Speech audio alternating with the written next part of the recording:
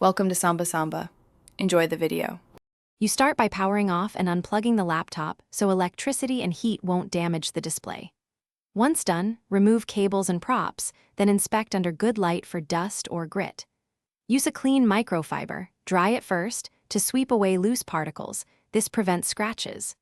Prepare a gentle solution of distilled water with 70% isopropyl, mixed half and half, in a spray bottle but never spray the screen directly. Make sure to work with minimal liquid and steady hands.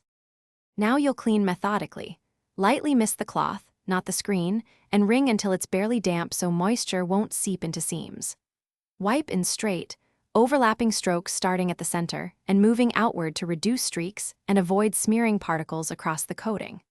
For bezel edges and the camera area, use a slightly damp cotton swab to lift grime gently. Make sure to avoid exerting pressure on the panel itself because pixels are fragile. If a spot resists, repeat gently. Finish by buffing the display with a dry microfiber to remove streaks, and then let the laptop sit open for a few minutes so any residual moisture evaporates. When you power on, inspect closely for streaks, smudges, or dead pixels. This verifies cleaning success and reveals issues early. If you see stubborn residue, dampen a cloth with 70% isopropyl and try again sparingly. But if you notice screen damage, flicker, or moisture inside, stop immediately and consult a repair specialist to avoid voiding warranties. Thanks for watching. Consider subscribing if we helped you.